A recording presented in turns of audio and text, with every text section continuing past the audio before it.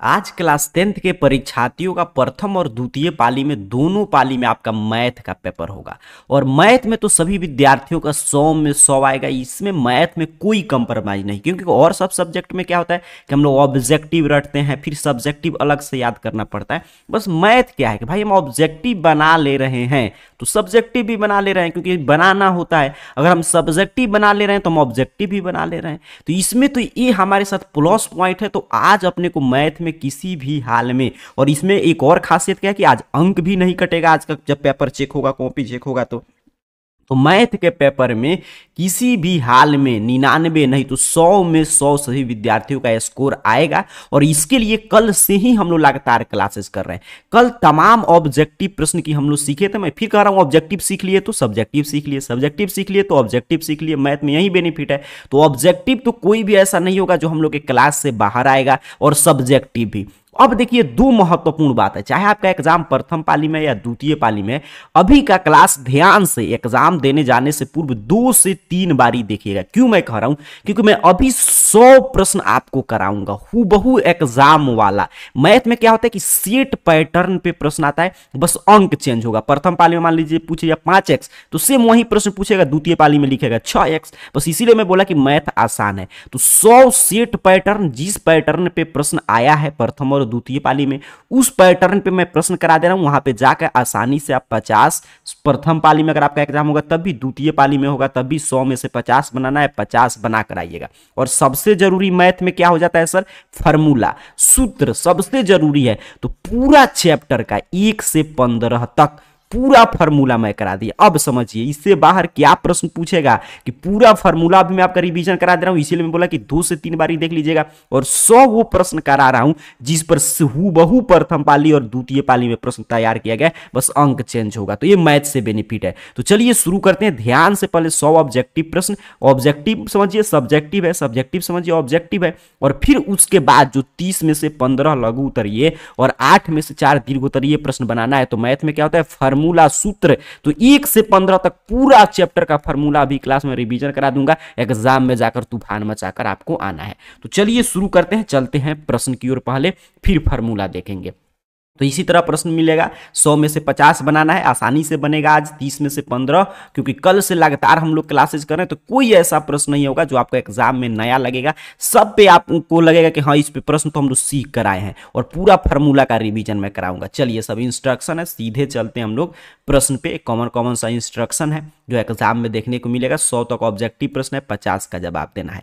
देखिए, पहला पे जो प्रश्न है कि 1/√2 है, तो अब एग्जाम में प्रथम पाली में 1/√2 आए, द्वितीय पाली में मान लीजिए √2 आ जाएगा, √3 आ जाएगा। इसी सेट पैटर्न पे प्रश्न आने जा रहा है, यही मैं आपको समझा रहा था। बाकी तो सेम इसी तरह प्रश्न रहेगा। तो 1/√2 कौन संख्या है, अपरिमेय संख्या है। √2 पूछ दे तभी अपरिमेय, √3 पूछे तभी अपरिमेय, वहीं पे √4 पूछता तब हम कहते 2 क्या हो जाता, परिमेय। चलिए आगे बढ़ते हैं, अगला प्रश्न देखिए। दूसरा पे प्रश्न मिलेगा आपको इसी टाइप का, प्रथम और द्वितीय पाली में ध्यान से समझेंगे। कह रहा है कि अल्फा बीटा ये द्विघात बहुपद के शून्यक हैं। तो अल्फा इंटू बीटा का मान क्या होगा, मतलब अल्फा बीटा क्या है, शून्यक है, मतलब शून्यक का गुणनफल। अल्फा इंटू बीटा कई बार मैं सिखा चुका हूं, क्या होता है सर, C/A। वहीं पे अल्फा प्लस बीटा पूछेगा, क्या होगा, -B/A। सारा फॉर्मूला का भी मैं रिवीजन कराऊंगा, अभी सिर्फ प्रश्न उत्तर पे फोकस रहेंगे। तो C/A तो 3, और A क्या है, तो जो x का गुणांक है कुछ नहीं है, 1 है, मतलब सर 3, मतलब सर 3। रटते चलेंगे, समझते चलेंगे, मैथ है, समझने वाला विषय है, ध्यान से समझिएगा। तीसरा नंबर प्रश्न देखिए क्या कह रहा है। कह रहा है आपको कि इसका जो है शून्यक निकालिए, कौन इसके शून्यक हैं।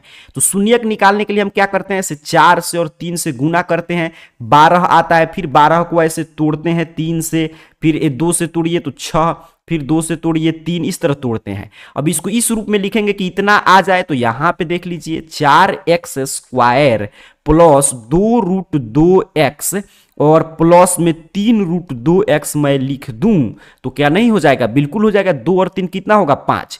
गुना करेंगे तो 3 दूनी 6, √2 से √2 गायब हो जाएगा आपका। फिर एक कितना बचेगा, 2, तो 6 दूनी 12, यहाँ पे आ भी जाएगा आपका 12 भी, इसको गुना करेंगे तो।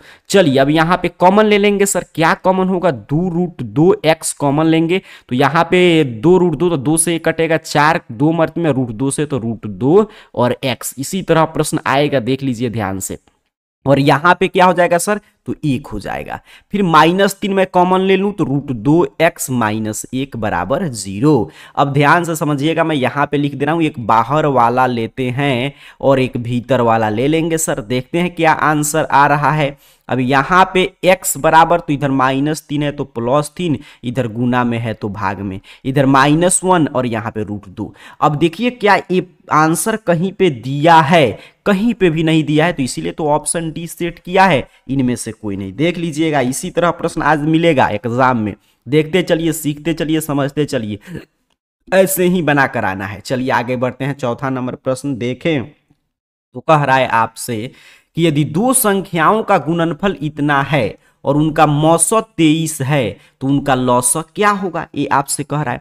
तो अब तो आप तो जानते हैं कि जब मौसत दिया रहे, पहली संख्या गुने दूसरी संख्या बराबर मौसत गुने लौसक, तो इसे सीधे यहीं पे कटा देंगे। सीधे 23 से भाग दे दीजिए 1587 जीरो में, यहीं पे। तो इसका सही उत्तर क्या हो जाएगा आपका, ये कट जाएगा 690 मर्त में, यहीं पे कटाएंगे तो 690 हो जाएगा। सीधे भाग दे देंगे, ऑप्शन ए। क्यों भाग दे रहे हैं सर, क्योंकि पहली संख्या गुने दूसरी संख्या बराबर मौसौ गुने लौसौ, तो गुना में है, इधर भाग में आ गया, ऑप्शन ए सही उत्तर हो जाएगा। आगे बढ़ते हैं, 5 नंबर प्रश्न देखें। तो कह रहा है कि इसका मौसौ बताइए। मौसौ का मतलब क्या होता है, हाईएस्ट कॉमन फैक्टर, जो अधिकतम दोनों में कॉमन हो वो मौसौ होगा। अब क्या कॉमन है देखते हैं। तो इसमें 2 के पावर 2 है, इसमें 2 के पावर 3 है, तो क्या कॉमन हो गया, 2 का पावर 2 दोनों में हो गया। यहां पे 3 का पावर 3 है, लेकिन यहां पे 3 का पावर 2 है, तो ये दोनों में हो जाएगा। कॉमन मतलब जो दोनों में हो। यहां पे 5 है, 5 का पावर 4, तो 1 5 दोनों में है। 2 दूनी 4, 3 तिरका में 9, और यहां में 5 5 चौका 20 9 180। कितना हो गया, 180। देखिए इसी तरह एग्जाम में तूफान मचा कर आइएगा। 5 का ऑप्शन भी ध्यान से सीखते चलिएगा। और पूरा मैं जब ये 100 प्रश्न कराता हूं तो पूरा फार्मूला 1 से 15 तक जिसका यूज पड़ेगा ऑब्जेक्टिव और सब्जेक्टिव आज सब प्रश्न को सॉल्व करने के लिए, वो पूरा मैं करा दे रहा हूं। जाकर एग्जाम में तूफान मचा कर आ जाइए।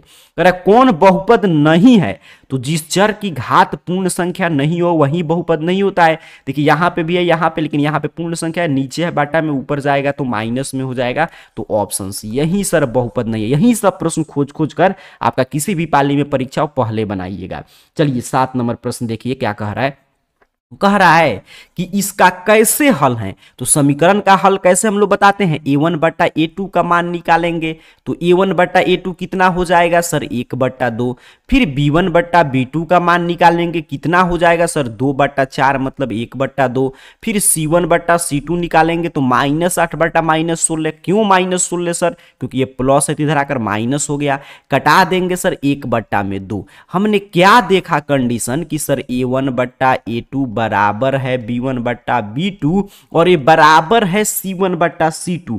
तो इस कंडीशन में हम क्या कहते हैं कि आलेख रेखाएं समपाती होगी, मतलब एक ही पर दोनों रेखा तो समपाती हो जाए। वैसे ही अनंत हल क्या हो जाएगा, अनंत हल। ऑप्शन बी समझते चलेंगे।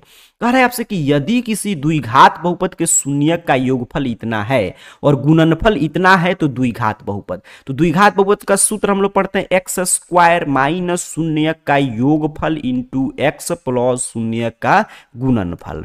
अब x² - अल्फा प्लस बीटा यहां पे दिया है, कितना है, 4 है, और x तो रहेगा और ये 1 है। देखिए कहां पे है, ऑप्शन बी पे है, ऑप्शन बी। तूफान मचाकर इसी तरह आइएगा एग्जाम में। कल से ही तमाम क्लासेज में दे चुका हूं आपको मैथ का, और अभी का क्लास 2 से 3 बार देख लीजिएगा। इसी पैटर्न पे प्रश्न हूबहू एग्जाम में आपको देखने को मिलेगा। और फिर हम लोग फार्मूला पूरा मैं करा दे रहा हूं, तो सब्जेक्टिव ऑब्जेक्टिव क्या इससे बाहर आएगा। कह रहा है कि यदि समीकरण इतना का एक अद्वितीय हल है, तो सर अद्वितीय हल कह रहा है, यूनिक सॉल्यूशन कह रहा है। अद्वितीय हल कब होता है, तो जब a1/a2 बराबर नहीं हो b1/b2, तब क्या होता है अद्वितीय हल। a1 तो जो समीकरण 1 में x का गुणांक है, a2 जो समीकरण 2 में x का गुणांक है, बराबर नहीं है b1 तो जो समीकरण 1 में y का गुणांक है, b2 जो समीकरण 2 में y का गुणांक है। इसके ये कंडीशन कहां से आया, यहां से आया। प्रश्न में कहा था अद्वितीय हल है। अब यहां पे 2 से 2 कैंसिल, के बराबर नहीं है 4। बउआ टाइप प्रश्न हो गया कि नहीं, ऑप्शन बी सही उत्तर हो जाएगा 9 नंबर प्रश्न का। काफी शानदार उत्तर देते चलिए। पेन कॉपी लेकर क्लास देखिए, ठीक है, मैथ का क्लास है। अरे निम्न में से कौन द्विघात समीकरण है? तो जिसका पावर 2 हो द्विघात होगा। यहाँ पे तो 2 है, लेकिन सर ये देख रहे हैं ना रूट में कर दिया, तो ये तो पहले ही बहुपद नहीं है, तो क्या द्विघात समीकरण। अब यहाँ पे देखे तो इधर तो हम लोग यहाँ पे मान लो लघुत्तम ले, तो यहाँ पे आएगा तो इसका पावर 3 कर देगा, तो त्रिघात कर दिया। इसका पावर 4 कर देगा। अच्छा एक बचा तो यही होगा, ऐसे भी यही होगा, क्योंकि इसका स्क्वायर करेंगे तो इधर एक एक्स स्क्वायर आएगा, तो इधर घटबो करेगा ना, तभी एक एक्स स्क्वायर बच जाएगा। तो ऑप्शन डी सही उत्तर है। ध्यान से सिर्फ देखिएगा बारीकी से ना कि किस तरह मैं सॉल्व कर रहा हूं। ऐसे ही एग्जाम में आपको बस इसी पैटर्न पे सेट किया गया है आज का प्रश्न पत्र। आप खुद एग्जाम देकर आएंगे तो बताएंगे प्रथम और द्वितीय पाली में। कह रहा है कि समीकरण इतना के मूल एक दूसरे के व्युत्क्रम है। ये द्विघात समीकरण है। हम जनरली कहते हैं कि द्विघात समीकरण के दो मूल है, नहीं मालूम है तो मान लेंगे सर अल्फा बीटा। एक है नहीं, अल्फा बीटा नहीं है, एक अल्फा है तो दूसरा इसका उल्टा है, व्युत्क्रम है 1 बटा अल्फा है। ठीक है, मतलब अल्फा अल्फा है तो बीटा क्या है 1 बटा अल्फा है। क्यों कह रहा है? क्योंकि प्रश्न में कह दिया। कह रहे तो इसमें से कौन कंडीशन सही होगा? तो हम लोग जानते हैं शून्यक का गुणनफल मतलब अल्फा इंटू बीटा सी बटा ए होता है। हमारा अल्फा अल्फा है, लेकिन बीटा कह रहा है सर इसका व्युत्क्रम है 1 बटा अल्फा है बराबर सी बटा ए है। अल्फा से अल्फा कैंसिल, एक बराबर सर सी बटा ए या सर सी बराबर ए। कहां है? ऑप्शन सी पे। देखिए कितना आसानी से प्रश्न बन जा रहा है, ध्यान से देखते चलिएगा। आसानी से 50 में 50 आपका सही होगा ऑब्जेक्टिव में, और सब्जेक्टिव भी इसी को थोड़ा सा लिख कर लैंग्वेज में बना देना है। द्विघात समीकरण इतना के मूल का योग, मूल का योग मतलब इसके मूल अल्फा बीटा है, तो अल्फा प्लस बीटा पूछा है सर, माइनस बी बटा ए हो जाएगा। माइनस तो माइनस है, बी तो जो एक्स के पहले होता है 6 और बटा में 1, तो माइनस माइनस प्लस 6 बटा में 1 मतलब सर 6। बहुआ टाइप प्रश्न, ऑप्शन सी सही उत्तर हो गया।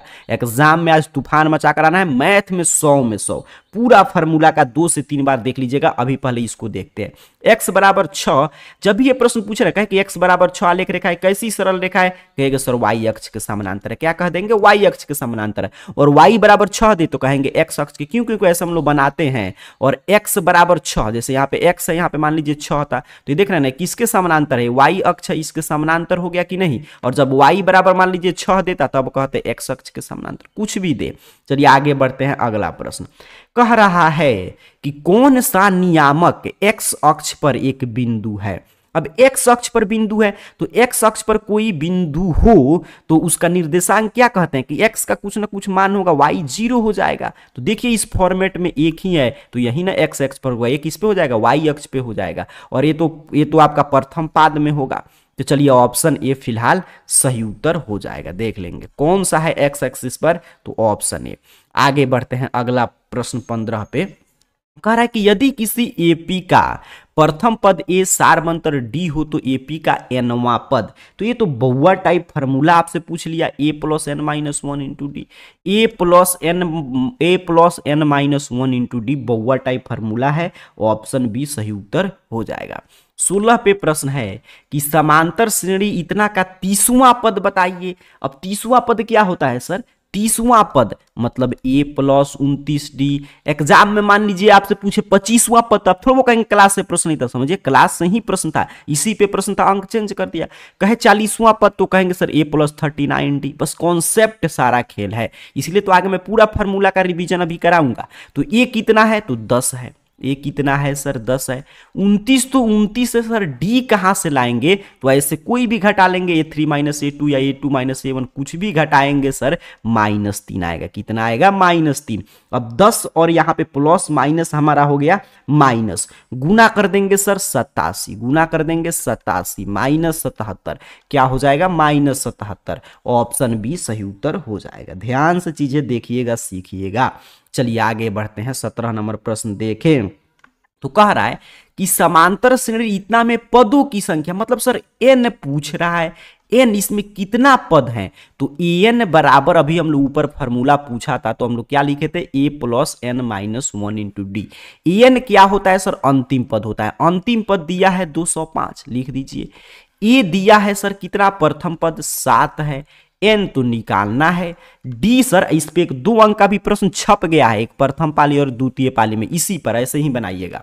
और n-1 है। और d कितना है सर? तो कोई भी 2 पद यहां से उठा के घटा लेंगे, 6 आएगा। कितना आएगा? 6। अब देखिए 205 प्लस 7 है तो -7, इतना बराबर n-1 इंटू 6। 205 में से 7 घटा लेंगे तो 5 तो इसको गायब करके 2 उधर से गायब करेगा, 198/6 बराबर n-1, या n बराबर सर तो इसको कटा दीजिए तो 6 तिरका 18, 6 तिरका 18 और माइनस है तो प्लस 34। इसमें कितना पद है सर? 34 पद है। कितना पद है? 34 पद है। देखिए कितना आसान हो गया, ऑप्शन बी आ गया सबका। आगे बढ़ते हैं, अगला प्रश्न उत्तर देते चलेंगे, सॉल्व करते चलिएगा, सीखते चलिएगा, सेंटर पर भी जाइए तो देखते रहिए, देखेंगे ना तो आपको दिमाग में होगा अच्छा ये प्रश्न ऐसे सॉल्व किया गया है, जैसे ही एग्जाम शुरू हो गया इस टाइप का प्रश्न आ गया, इसी तरह आपको बनाकर आ जाना है, बस इतना सा कहानी। और जो आगे मैं अभी जब ये 100 प्रश्न खत्म करके फार्मूला बता रहा हूं उसको तो मैं बार बार कर रहा हूं क्योंकि वही क्लास है जो आपको 100 में 100 दिलाएगा, उसको जरूर देखिएगा और इसी में क्लास में हम लोग कवर करेंगे। समांतर श्रेणी इतना का nवां पद, तो nवां पद क्या होता है सर?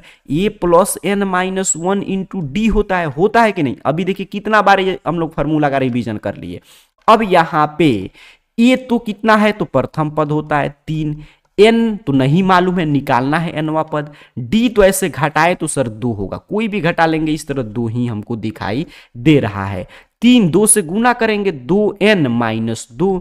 अब देखिए 3 यहाँ पे 2n और 3 में से 2 जाएगा तो कितना होगा? 1, लेकिन प्लस में 1 बचेगा तो 2n+1 ऑप्शन ए पे है, तो ऑप्शन ए सही उत्तर कर दीजिए, कोई दिक्कत है इसमें नहीं। चलिए आगे बढ़ते हैं, इतना 19 नंबर प्रश्न पे आते हैं।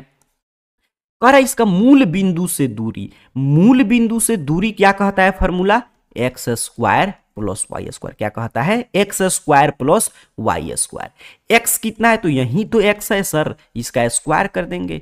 यही तो वाई है, इसका स्क्वायर करेंगे। 16 9 कितना होता है? 25। 25 का रूट बउआ भी जानता है 5 होगा। क्या होगा? 5 होगा। Option B. देखिए कितना शानदार, आसान और इसी तरह तूफान मचाकर एग्जाम में आएंगे, ऑप्शन बी सही उत्तर हो जाएगा। काफी शानदार इसी सेट पैटर्न पे प्रश्न देखने को मिलेगा एग्जाम में आपको। चलिए 20 पे प्रश्न है कि इतना का मान क्या होगा? तो देखिए यहां पे हम लोग इसको लिख दे साइन स्क्वायर 65, और ये साइन है तो इसको मैं चेंज कर दूं cos 90 माइनस थीटा में। क्या मैं चेंज कर दूं? cos 90 माइनस थीटा में। तो sine square 65 plus cos square 65, sign square theta plus cos square theta कहेंगे सर 1 होता है। क्या होता है? 1 होता है। तो option A is the right answer of question number 20। आगे बढ़ते हैं 21 नंबर प्रश्न। कह रहा है आपसे इन सभी पे आपका इसी सब प्रश्न पे क्या आएगा? 2 अंकीय प्रश्न इसी तरह बनाइएगा पूरा। इसलिए मैं बोला कि मैथ में 100 से कम कुछ नहीं चलेगा, 100 में 100 आपको सही करके आना है। बिंदु इतना को मिलाने वाली रेखाखंड के मध्य बिंदु का नियामक, मध्य बिंदु का नियामक क्या कहता है sir? x1 plus x2/2 y1 plus y2/2। ठीक है, ये कहता है मध्य बिंदु का नियामक। अब x1 क्या है सर? तो a है।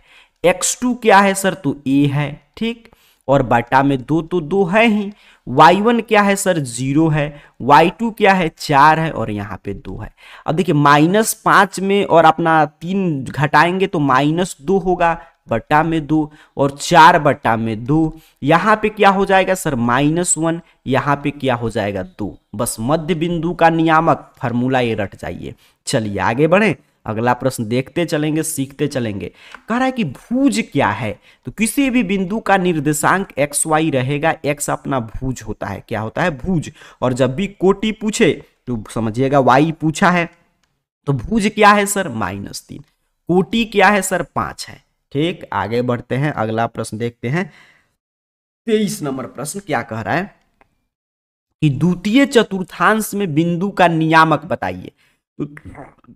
द्वितीय चतुर्थांश में ध्यान से देखेंगे, मतलब कि साइन पूछा है, तो प्रथम में प्लस प्लस होता है, द्वितीय में क्या होता है? माइनस प्लस होगा। द्वितीय में क्या होगा? माइनस प्लस होगा। तृतीय में इस पूरा देखिए, प्रथम पाद में है, ये द्वितीय में है, ध्यान से देख लीजिए, ये तृतीय में है, और एक इसमें है, चतुर्थ में है। चारों यहाँ पे रिवीजन हो गया। चलिए आगे बढ़ते हैं, अगला प्रश्न कह रहा है कि किसी त्रिभुज के शीर्ष का नियामक इतना है, तो उसके सेंट्रॉयड अर्थात कि केंद्रक का नियामक।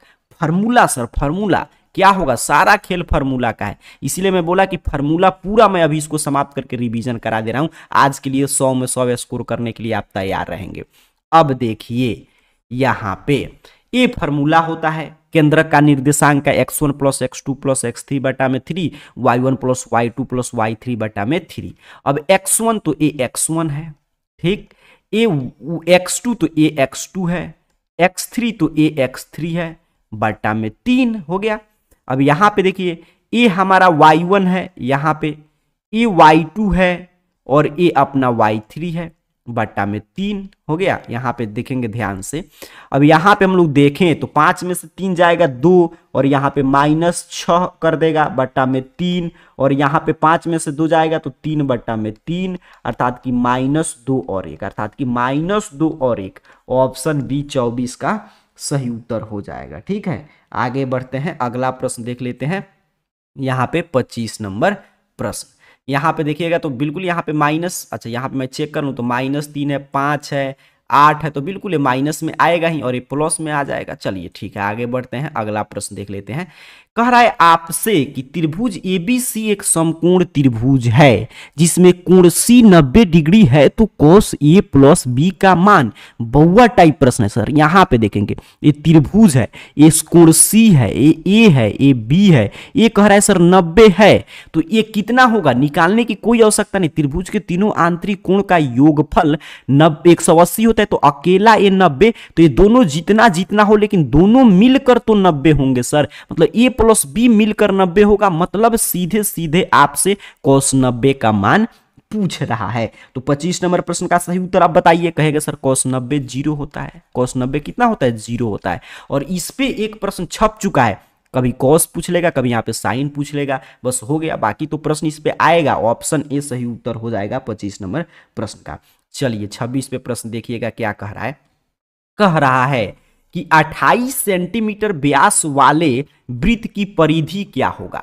अब देखिए डायमीटर डी दिया है 28, व्यास मैं आपसे कहूं आर बता देंगे जल्दी से, कहेंगे सर 2 से भाग दे दीजिए 14। अब वृत्त की परिधि क्या होता है सर, कहेंगे 2 पाई आर होता है, 2 तो 2 है, 22/7 पाई है, और आर हमने आधा कर दिया, 14 हो गया। ये कटा देंगे तो 2 दूनी 4 और 22 चौका 88 सेंटीमीटर, ऑप्शन बी सही उत्तर हो जाएगा। समझते चलिएगा, दिमाग में सेट पैटर्न पे प्रश्न आ रहा है, इसीलिए मैं अभी आपको 100 ही प्रश्न करा रहा हूं और बाकी पे फार्मूला, क्योंकि फार्मूला याद रहेगा, इसी पैटर्न पे प्रश्न छापा है, छाप कर आ जाएंगे एग्जाम में। चलिए आगे बढ़ते हैं, अगला प्रश्न देखते हैं 27 नंबर। कह रहे वृत्त की सबसे लंबी जीवा, उसका डायमीटर व्यास होता है। ये वृत्त है, इसका सबसे बड़ा जीवा क्या है, व्यास है। क्या है सर, व्यास है। आगे बढ़ते हैं, अगला प्रश्न। tan theta into cot theta, बउआ भी जानता है 1 होता है, ऑप्शन बी सही उत्तर हो जाएगा। ये देखिए यही सब प्रश्न खोज खोज कर बनाइएगा प्रथम और द्वितीय पाली में, 50 प्रश्न तो यही अपने को बना लेना है। बड़ा बड़ा प्रश्न तो मैं सेफ्टी जोन में आपको ले जाने के लिए सिखा रहा हूं, तो उसको कोई आवश्यकता नहीं है। अब इसको कटाएंगे सर, सब कोई जानते हैं 1 होगा, इसको कटाएंगे सर, सभी विद्यार्थी जानते हैं 1 होगा, 1 और 1 जुट कर कितना होगा सर, 2 हो जाएगा। चलिए आगे बढ़ते हैं, अगला प्रश्न देखेंगे। कह रहा है साइन थीटा बराबर ए बट्टा बी, तब कॉस थीटा का मान क्या होगा। तो साइन थीटा, यहां पे देखिए साइन थीटा ए बट्टा बी, फॉर्मूला कहूं पी बट्टा एच लंब बट्टे में कर्ण, cos theta B by H आधार बट्टा में कर्ण। सर एच तो ठीक है, बी है, ठीक है, बी कैसे निकालते हैं, तो पाइथागोरस प्रमेय से, एच स्क्वायर मतलब बी का स्क्वायर माइनस पी स्क्वायर, देखिए कहां पे है, ऑप्शन बी पे है, ऑप्शन बी सही उत्तर हो जाएगा। आगे बढ़ते हैं, 31 नंबर प्रश्न देख लेते हैं। कह रहा है आपसे कि साइन थीटा बराबर 1/2, तो कॉट थीटा, सर क्या कहा कि साइन थीटा बराबर 1/2, तो साइन कितना का मान 1/2 होता है, मैं आपसे कहूं तो कहेंगे सर साइन 0 0 और साइन 30 का मान होता है 1/2, तो इसका स्थान पर हमने रख दिया साइन 30, साइन से साइन कैंसिल, थीटा हमारा आ गया 30। इस पे भी एक 2 अंकीय प्रश्न छप गया है। अब देखिए थीटा बराबर 30, अब क्या पूछा, कॉट 30, थीटा मिल गया। अब कॉट 30 का मान क्या आप नहीं जानते हैं, बिल्कुल जानते हैं सर, √3 होता है। क्या होता है, √3 होगा, ऑप्शन बी सही उत्तर हो जाएगा। चलिए आगे बढ़ते हैं, अगला प्रश्न देख लेते हैं। 32 नंबर क्या कह रहा है। कह रहा है प्रश्न आपसे कि √3 tan 2 थीटा बराबर 3, तो या तो थीटा का मान बताइए, तो tan 2 थीटा बराबर क्या होगा, 3/√3, होगा कि नहीं, या tan 2 थीटा बराबर सर यहां पे देखेंगे तो √3 से 3 कट जाएगा √3। अब tan में कितना डिग्री का मान 30 होता है, मैं आपसे कहूं कि tan में कितना डिग्री का मान √3 होता है, ये आपसे पूछा है तो जल्दी से बता देंगे सही विद्यार्थी, तो कहेंगे सर 60 डिग्री का। कितना डिग्री का मान होगा, 60 डिग्री का, बिल्कुल। tan से tan कैंसिल, अब थीटा बराबर तो 60 और इधर गुना में है तो भाग में, मतलब सर 30, मतलब 30। ऑप्शन बी सही उत्तर हो जाएगा। आगे बढ़ें, अगला प्रश्न देख लेते हैं। यहां पे ए रहा आपका, यहां पे कितना आया था, 30 आया था। ए प्रश्न रहा, कह रहा सेक 90 माइनस थीटा क्या होगा। तो आप जानते हैं cosec theta, sec 90 minus theta क्या होता है, कोसेक थीटा होता है। ऑप्शन बी सही उत्तर। कॉट 90 माइनस थीटा तो tan theta, cos 90 minus theta sine theta, sine 90 minus theta cos theta. चलिए यहां पे देखिए फार्मूला पूछ लिया, इसीलिए तो सारा फार्मूला का मैं रिवीजन कराऊंगा, आपको चिंता नहीं लेना है। कह रहा कि आर त्रिज्या वाले वृत्त में थीटा डिग्री के त्रिज्यखंड का क्षेत्रफल, तो त्रिज्यखंड का क्षेत्रफल क्या कहता है, थीटा बटा 360 पाई आर स्क्वायर, बड़ा आर है तो देखिए कहां पे है, तो यहां पे है। ऑप्शन डी सही उत्तर हो जाएगा आपके 34 नंबर प्रश्न का। ठीक है, आगे बढ़ते हैं। 35 पे प्रश्न है, दो वृत्त के क्षेत्रफल का अनुपात इतना है तो उसकी परिधि, तो इसका वर्ग, जब भी क्षेत्रफल का अनुपात दिया रहे, परिधि या उसके भुजा का अनुपात पूछे, त्रिज्या का अनुपात पूछे, तो इसका वर्गमूल निकाल देंगे, 3:2 होगा। क्या होगा, 3:2 हो जाएगा। ठीक है, आगे बढ़ते हैं। आर त्रिज्या वाले अर्धगोला, अर्धगोला का संपूर्ण पृष्ठफल कितना होता है, 3 पाई आर स्क्वायर। अर्धगोला का संपूर्ण पृष्ठफल पूछा है 3 पाई आर स्क्वायर। देखिए फार्मूला से सारा प्रश्न रहेगा, इसलिए मैं पूरा फार्मूला अभी कराऊंगा, अभी इसको समझते हैं। कह रहा है आपसे कि यदि बेलन की आधार की त्रिज्या 2 है, ऊंचाई दे दिया 14, तो बेलन का आयतन आपसे पूछा है। तो बेलन का आयतन क्या होता है, पाई आर स्क्वायर एच। क्या होता है, पाई आर स्क्वायर एच। अब मान बैठा दीजिए, ठीक है, मान बैठा कर गुना भाग करके आंसर निकाल दीजिए। तो पाई तो अपना 22/7 रहेगा। आर सर तो त्रिज्या दिया है 2, तो 2 गुने 2, ऊंचाई 14 है तो 14, 2 से इसको कटाएं 7 से तो ये 2 मर्त में कट जाएगा। 2 दूनी 4, 4 दूनी 8, 8 दूनी 16 और 8 दूनी 16 1 17, तो 176 सेंटीमीटर क्यूब, क्योंकि आयतन है। तो पाई आर स्क्वायर एच फार्मूला था। आगे हम लोगों ने क्या किया, कुछ नहीं, मान दिया था, गुना भाग कर दिया। ऑप्शन ए सही उत्तर हो जाएगा। चलिए देखिए सारा फार्मूला का खेल है। कह रहा है कि यदि किसी गोला का व्यास 14 सेंटीमीटर है तो इसका आयतन क्या होगा। तो गोला का व्यास मतलब डी दिया है 14, फिर मैं आपसे आर पूछूंगा, कहेंगे सर इसका आधा कर देंगे, निकल जाएगा 7। ठीक है, अब कह रहा है कि इसका आयतन, तो गोला का आयतन का फॉर्मूला 4/3 पाई आर क्यू। आयतन का फॉर्मूला 4/3 पाई आर क्यू। अब देखिए 4/3 तो 4/3 है, पाई अपना 22/7 है, आर कितना है सर, तो 7 गुने 7 गुने 7, 3 बारी हो जाएगा। 7 से 7 कैंसिल, ऊपर कितना होगा 88 गुना में 49, नीचे हो जाएगा बटा में 3। तो एक ही ऑप्शन पे है, ऐसे गुना करेंगे तो इतना ही आएगा, इसको 4 3 1 2 बटा में 3, तो यही हो जाएगा ऑप्शन सी सही उत्तर। चलिए आगे बढ़ते हैं। देखिए कुछ नहीं है, सिर्फ आपको घबराना नहीं है मैथ से, और फार्मूला का पूरा बस रिवीजन कर लेना है, जो अभी मैं आपको पूरा करा दे रहा हूं। अब देखिए 39 पे प्रश्न क्या पूछा है आपसे। कह रहा है कि किसी शंकु की आधार की त्रिज्या मतलब आर दे दिया 5, ऊंचाई दे दिया 12, तो वक्र पृष्ठ का क्षेत्रफल, तो वक्र पृष्ठ का क्षेत्रफल क्या होता है, पाई आर एल होता है। क्या होता है, पाई आर एल। सर ठीक है, पाई तो इसमें सभी ऑप्शन में पाई है, तो पाई का मान नहीं रखेंगे, आर रख देंगे 5, ये भी सही है, लेकिन एल कहां से आएगा, एल क्या है, तो एल है सर तिर्यक ऊंचाई शंकु का, जो होता है एल बराबर √r का स्क्वायर प्लस h का स्क्वायर। तो 5 का स्क्वायर 25 और 12 का स्क्वायर 144, मतलब सर 169, मतलब सर 13। अब देखिए मान रख देंगे, पाई में आंसर दिया है तो पाई में पाई रहने देंगे 5 और एल आ गया 13, 13 पचे 65 पाई सेंटीमीटर स्क्वायर। कहाँ है सर, ऑप्शन बी पे है, ऑप्शन बी। ध्यान से चीजें सीखते समझते चलिएगा, ऑप्शन बी 39 नंबर प्रश्न का सही उत्तर हो जाएगा। चलिए आगे बढ़ते हैं, अगला प्रश्न देख लेते हैं। 40 नंबर क्या कह रहा है, ये रहा प्रश्न 40 नंबर।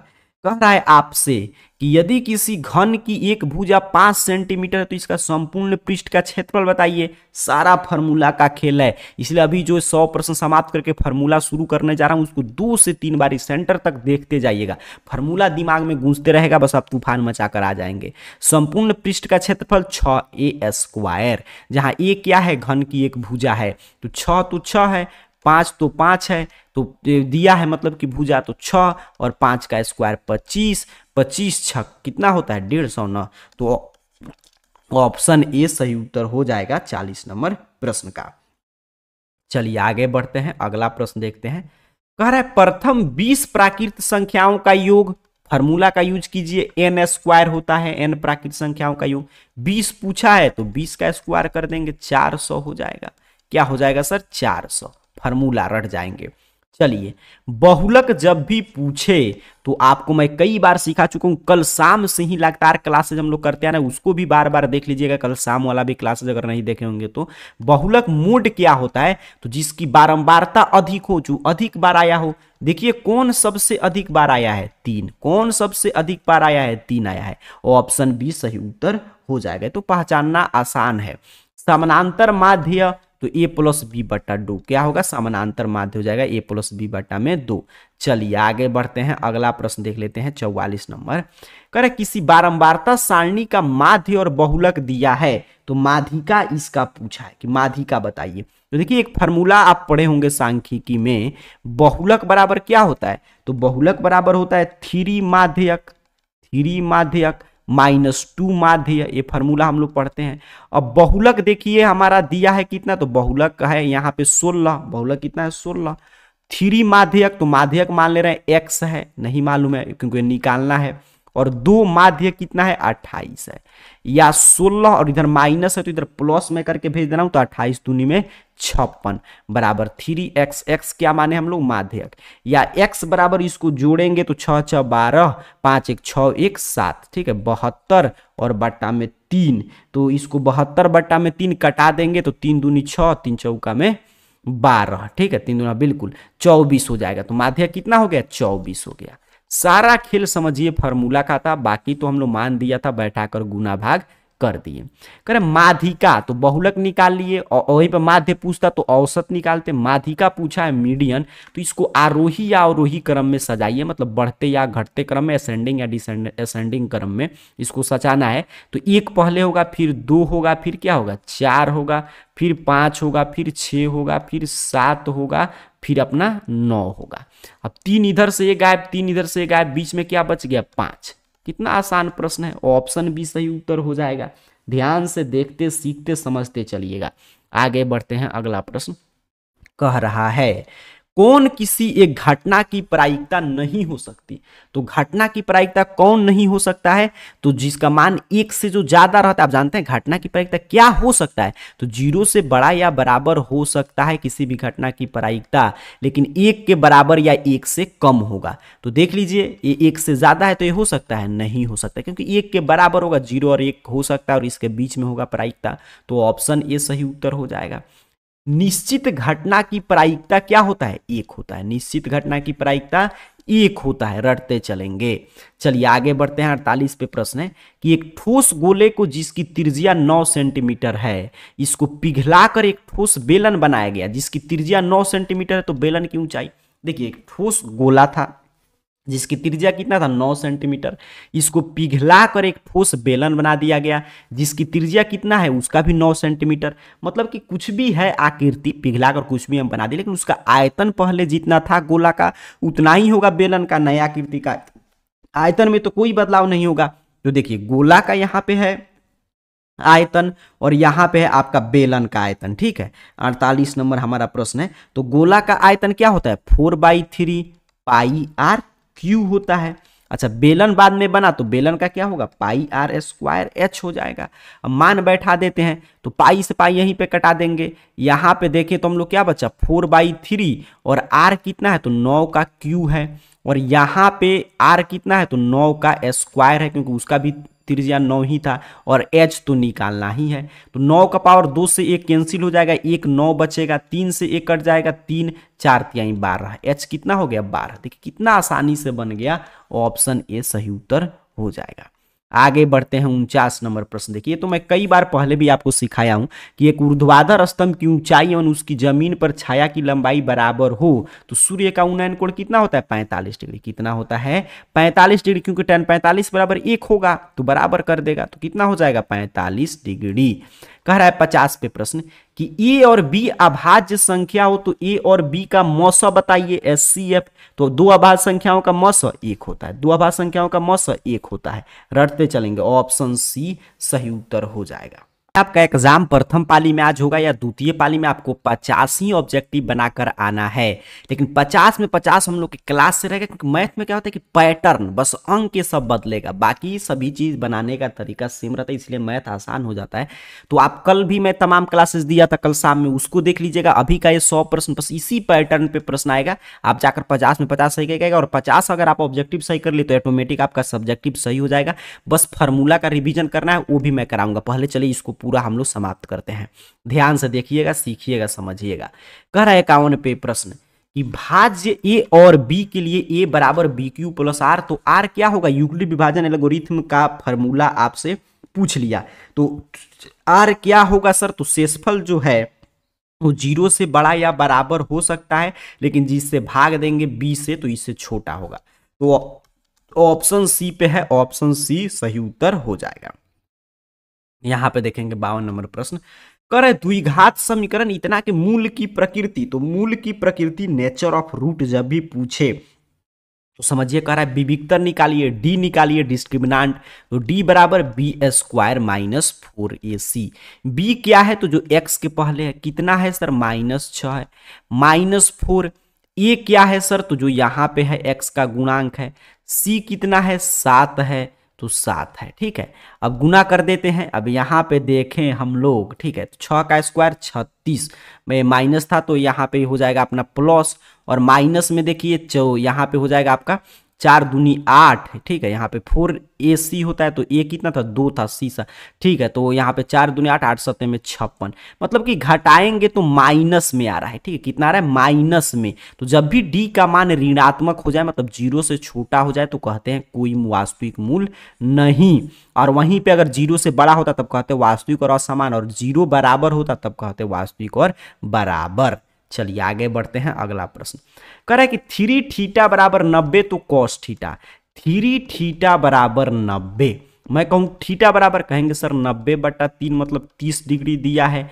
अब क्या पूछ रहा है आपसे, तो आपसे cos 30 डिग्री का मान पूछ रहा है। कितना पूछ रहा है, cos 30 डिग्री का मान। तो cos 30 डिग्री का मान बता दीजिए जल्दी से, क्या होगा, सही विद्यार्थी उत्तर कमेंट करेंगे। तो cos 30 डिग्री का मान कितना होता है, √3/2। कितना होता है, √3/2 होता है। चलिए आगे बढ़ते हैं, अगला प्रश्न देख लेते हैं 54 नंबर।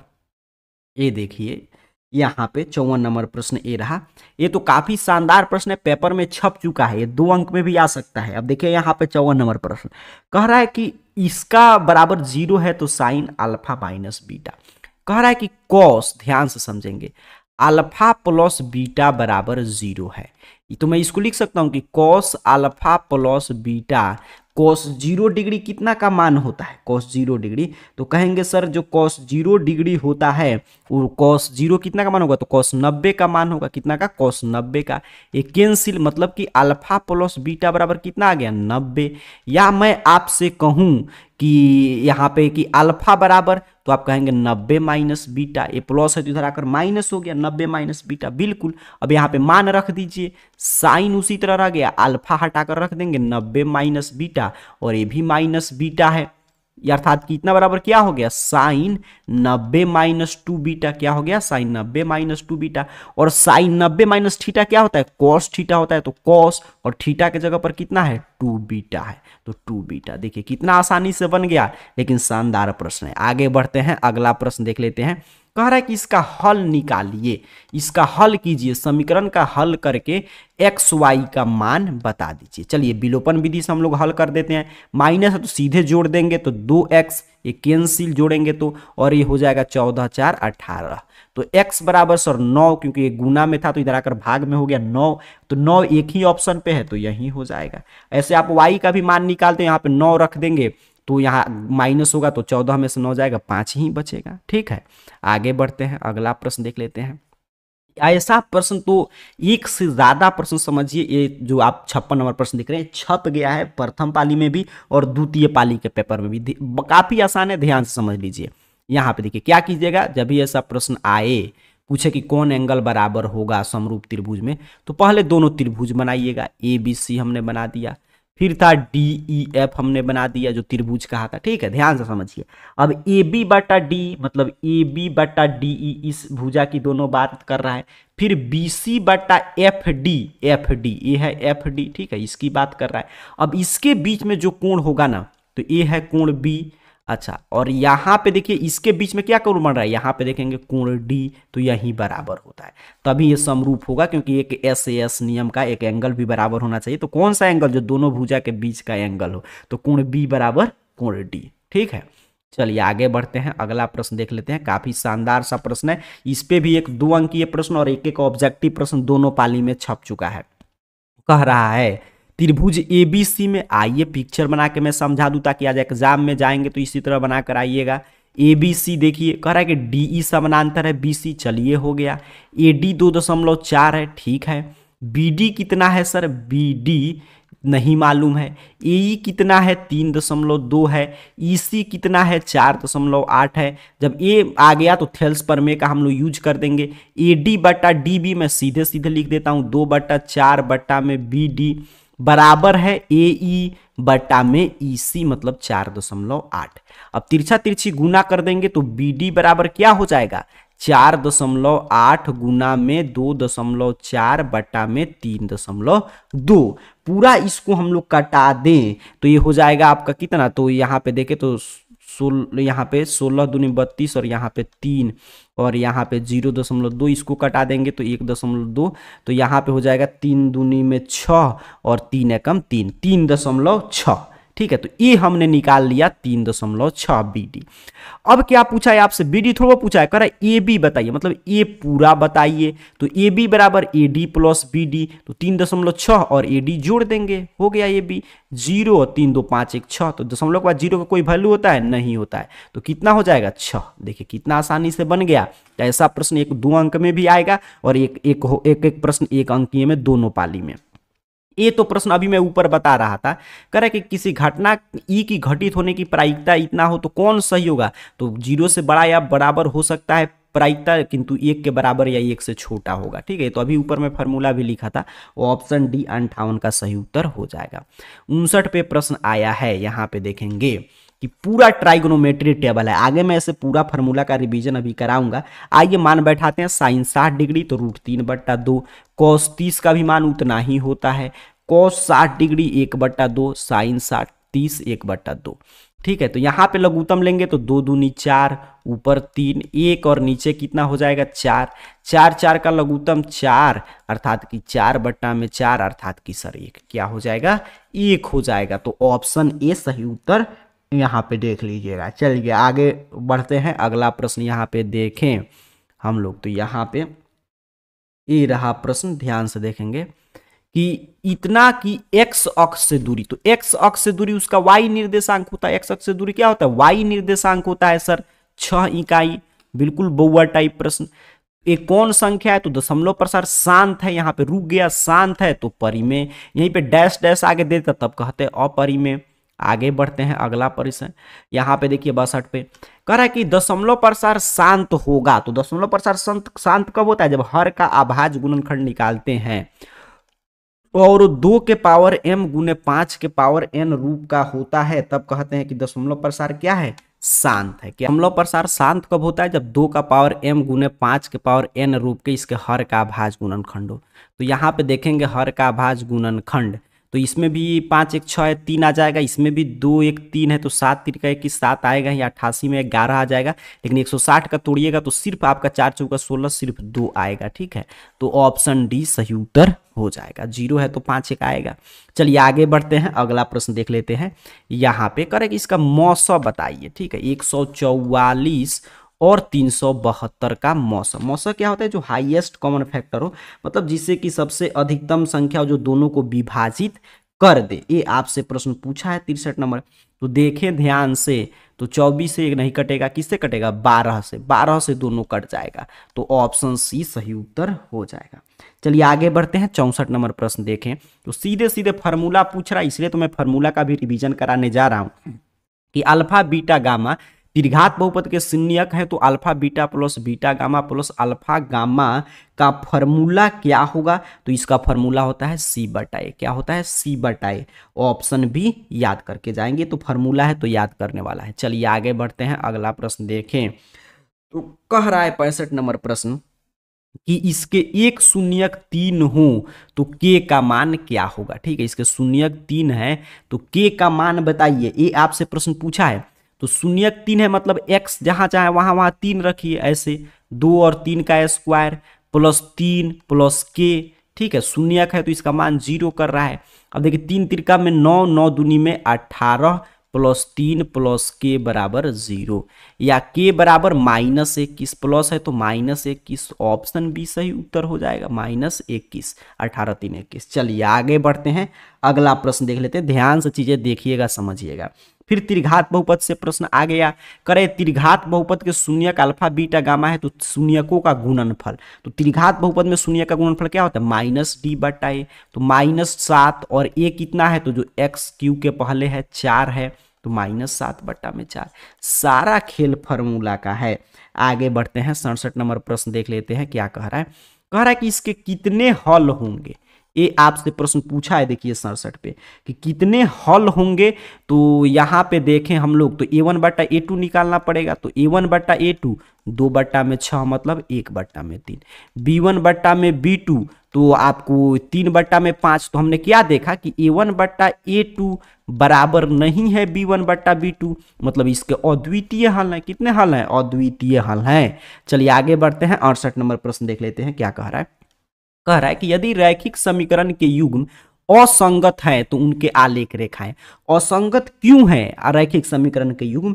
क्योंकि उनकी आलेख रेखाएं समानांतर है। ठीक है, समानांतर है मतलब कोई हल नहीं है, तो ऑप्शन ए सही उत्तर हो जाएगा। चलिए आगे बढ़ते हैं, अगला प्रश्न कर इसका हल निकालिए। फिर इसको हल करने के लिए पूछ रहा है, तो हल करने के लिए क्या करेंगे कि यहाँ पे विलोपन विधि का प्रयोग करना हो तो यहाँ पे 2y को हम लोग 4y कर दे तो इसमें 2 से गुना कर देंगे। ठीक है, तो यहाँ पे गुना करें तो 2x माइनस 4y बराबर 0। अच्छा, यहाँ पे हम लोग 3x प्लस 4y उसी तरह रहने दे रहे हैं, बराबर 20। जोड़ देंगे 3 2 5x बराबर 20, या x बराबर 20 बट्टे में 5 बराबर 4। तो x का मान आ गया 4। अब y का मान तो x की जगह पर रखिए 4 बराबर 2y, माइनस इधर प्लस हो गया, या y बराबर सर 4 बट्टा में 2 मतलब 2, तो x 4 y 2। ऑप्शन ए पे आ गया। ध्यान से चीजें देखिएगा, इसी 100 टाइप का जो 100 टाइप का प्रश्न मैं करा रहा हूं, इसी तरह सेम आपका प्रथम और द्वितीय दोनों पाली में प्रश्न तैयार किया गया है। आपको बस मैथ में क्या कि जैसे यहाँ पे मान लीजिए इस तरह हम सर्च किया, वहाँ पे आपका 2x दे देगा, बस बाकी कुछ चेंज नहीं होगा। और इसलिए तो पूरा फार्मूला का मैं रिवीजन करा दे रहा हूँ।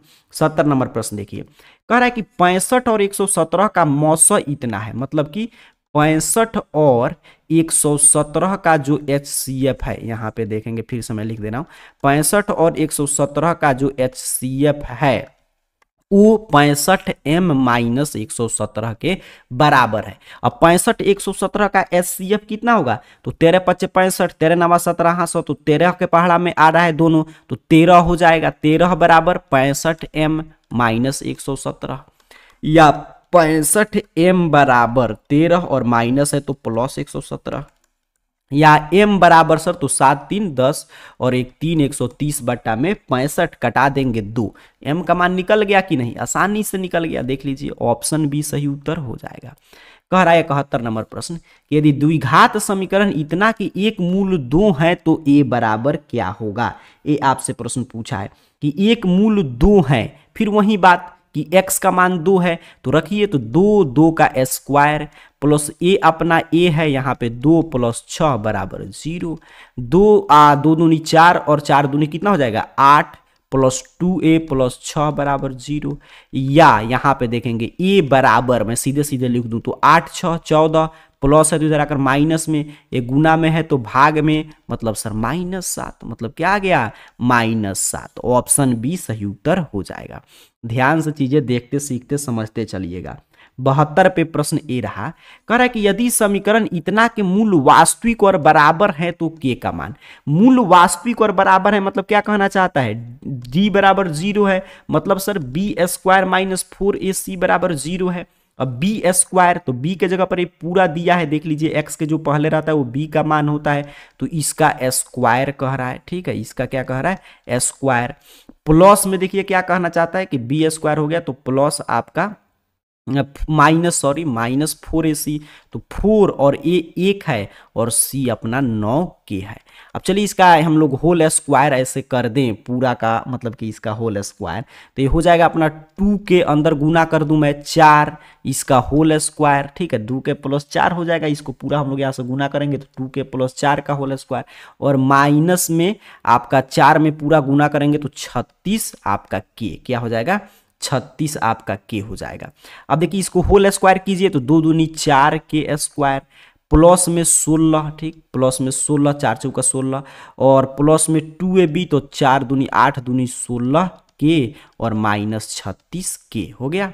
अब देखिए यहाँ पे 4 के स्क्वायर और 36 में से 16 घटाएं अगर हम लोग तो कितना हो जाएगा 20 हो जाएगा, बिल्कुल 20 के होगा, और प्लस 16 बराबर 0, ये द्विघात समीकरण के रूप का हो गया।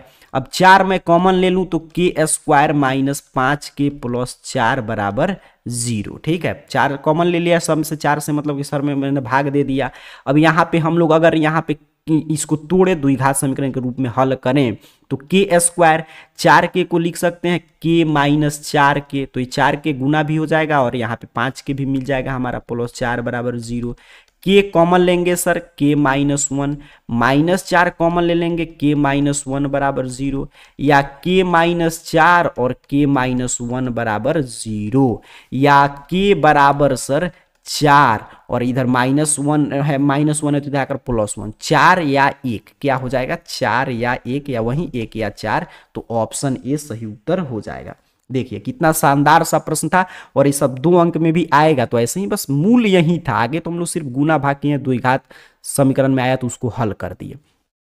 कह रहा है कि इसके मूल कौन होंगे, इसमें से तो इसके मूल कौन होंगे, तो एक्स स्क्वायर माइनस 2x बराबर 1 -1, ये +1 था तो मैंने -1 कर दिया। अब यहाँ पे देखिए x मैं कॉमन ले लूँ तो x -2 बराबर 0 हो जाएगा, यहाँ पे मैंने x कॉमन ले लिया तो या x बराबर 0 हो गया, या -1 है तो इधर आकर 1 हो जाएगा तो 2 हो गया, 0 2 हो जाएंगे, ऑप्शन डी सही उत्तर है। आगे बढ़ते हैं, अगला प्रश्न ध्यान से देखिएगा, फॉर्मूला कुछ देर में शुरू होगा, इसको पहले समाप्त करते हैं। कर इसको पूर्ण वर्ग होने के लिए Q का मान क्या होना चाहिए, तो पूर्ण वर्ग का मतलब जैसे a + b के होल स्क्वायर पर बैठा है a - b के होल स्क्वायर पर, तो ये हो जाएगा a स्क्वायर तो x का स्क्वायर प्लस 2ab तो 2, और a तो अपना x है, और b कितना रखें कि px आ जाए तो p रखेंगे, और नीचे कितना रखना पड़ेगा आपको 2 रखना पड़ेगा, तभी तो 2 से 2 कट के px हो जाएगा, देख रहे हैं ना। और सब कह रहा है कि प्लस अब q क्या होगा, q का मान, तो प्लस में क्या होता है b स्क्वायर, तो b स्क्वायर तो b हमारा है ना 2ab, तो b यही है p/2 का होल स्क्वायर, मतलब सर p²/4, तो यही हो जाएगा p²/4। ये चौथा चैप्टर से प्रश्न था जो पूर्ण वर्ग विधि से समीकरण को हल करते हैं, द्विघात समीकरण का आंसर निकालते हैं, उसी से प्रश्न था, ऑप्शन बी सही उत्तर हो जाएगा। आगे बढ़ते हैं 75 नंबर प्रश्न, कह रहे सार्व अंतर बताइए, तो कोई दो इस तरह घटा लेंगे 0.3 आएगा, यही तो होता है कॉमन डिफरेंस सार्व अंतर। आगे बढ़ते हैं 76 नंबर प्रश्न देखें, तो कह रहा है ये काफी शानदार प्रश्न है, 2 अंकीय प्रश्न भी है और ऑब्जेक्टिव में नहीं आए दोनों पाली में, ऐसा हो ही नहीं सकता है। कह रहा है कि यह समांतर श्रेणी में है तो x का मान क्या होगा। अब ये समांतर श्रेणी में है मतलब सर यहाँ पे a3 माइनस चाहे a2 माइनस a3 समानांतर श्रेणी में है, मतलब क्या कर रहा है कॉमन डिफरेंस बराबर है, यही ना कह रहा है, ठीक है, यही बात होगा। तो 5x + 1 - 2x - 3 सीधे मैं माइनस से मल्टीप्लाई कर दिया, ये बराबर होंगे 6x प्लस 3 और माइनस अपना 5x माइनस 1 के। अब देखिए 5x में से ये 2x जाएगा तो 3x और माइनस 2, और इधर क्या बचेगा x अपना, और फिर अपना बच जाएगा प्लस 2 बचेगा। अब x वाला एक साइड करते हैं और यहाँ पे अंक एक साइड में, तो 3x में से 1x जाएगा, 2x बराबर 4, या x बराबर सर 4/2 मतलब कि 2। कितना आसानी से निकल गया। ऑप्शन ए सही उत्तर हो जाएगा 76 नंबर प्रश्न का। ध्यान से देखते चलिएगा। 77 पे प्रश्न आया है कि इतना का 8वां पद, तो कई बार मैं सिखा चुका हूं कि 8वां पद मतलब a प्लस 7d, ठीक है। a 117 है, 7 अपना 7 है, d क्या होता है सर, तो कोई इस तरह दो चीजें घटा देंगे, हमारा d का मान आ जाएगा। देखिए कोई भी दो घटा रहे हैं तो 13 आ रहा है, 13 माइनस में -13 अपना हो जाएगा, यहाँ पे -13 बिल्कुल। अब 117 और माइनस में 13 7 91 ना होगा, बिल्कुल 117 में से 13 घटाएंगे 26, तो 8वां पद कितना होगा 26 होगा। क्या होगा 26। ऐसे भी 1 2 3 4 था, ऐसे 13 घटाते जाते तब भी आ जाता। चलिए आगे बढ़ते हैं, अगला पद देख लेते हैं। कह रहा है कि यदि किसी समानांतर श्रेणी का nवां पद इतना है तो इसका 3 पद का योग, यहाँ पे देखिए योग पूछा है। nवां पद कितना है 2n प्लस 1 है, तो पहला पद मैं आपसे कहूं तो कहेंगे सर 2 गुने 1 प्लस 1 मतलब 2 एकम 2 1 3, ठीक है। दूसरा पद मैं आपसे कहूं तो कहेंगे 2 गुने 2 प्लस 1, जहां जहां n है तहां तहां 2, तो 2 दूनी 4 1 5। तीसरा पद मैं आपसे कहूं तो कहेंगे 2 गुने 3 प्लस 1, 3 दूनी 6 1 7। अब तीनों को जोड़ दीजिए, योगफल पूछा है, 3 प्लस 5 प्लस 7 तो 15 हो जाएगा। कितना हो जाएगा 5 3 8 7 8 15। ऑप्शन ए सही उत्तर हो जाएगा 78 नंबर प्रश्न का, ठीक है। आगे बढ़ते हैं, अगला प्रश्न देखें तो कह रहा है कि बिंदु इतना के मिलाने वाली रेखाखंड का मध्य बिंदु इतना है। देखिए मध्य बिंदु का फॉर्मूला क्या कहता है, x1 प्लस x2 बट्टा में 2, ठीक है, और y1 प्लस y2 बट्टा में 2 होता है।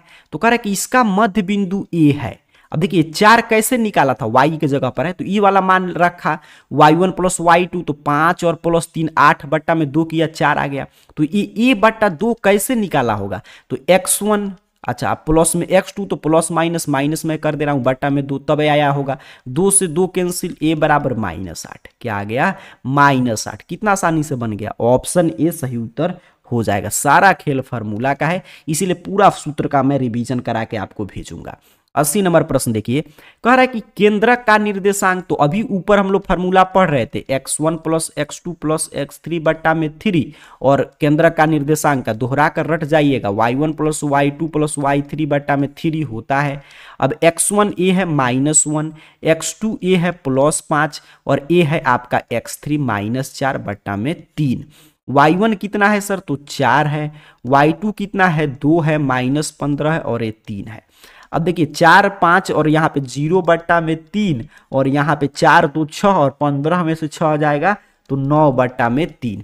तो ये हो जाएगा अपना 0 और 6, 3 3 9, 0 और 3, ठीक है। ऑप्शन बी सही उत्तर हो जाएगा। बस ये सारा खेल फार्मूला का है, आगे तो हम लोग गुना भाग जोड़ घटाव कर दे रहे हैं।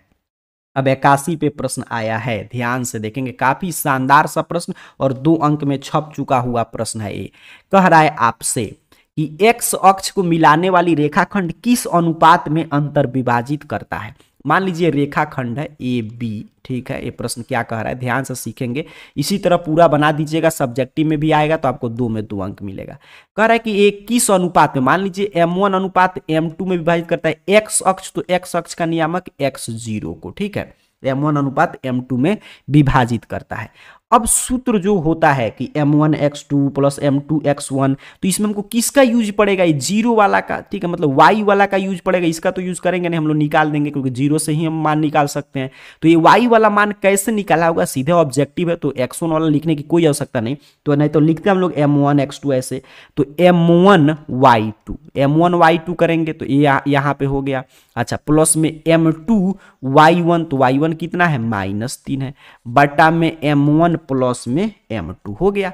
अब ये गुना कर देंगे यहाँ पे, तो 0 से किसी संख्या में गुना करेंगे, 0 बराबर 6m1 और माइनस 3m2। अब इधर भेज दे रहे हैं m2 को, तो 6m, यहाँ पे देखिए, यहाँ पे मैं भेज दूं तो 6m1 बराबर 3m2 हो जाएगा कि नहीं, बिल्कुल हो जाएगा। या m1 बट्टा में m2 तो बाटा ही अनुपात होता है, बराबर 3 बट्टा में 6 बराबर 1:2, 1 बट्टा में 2 मतलब 1:2, आसानी से निकल जाएगा। ऑप्शन सी सही उत्तर हो गया। कह रहा है आपसे कि एक त्रिभुज ABC बनाइए, चलिए हमने बना लिया। कह रहा है कि PQ समानांतर कीजिए BC के, हो गया समानांतर।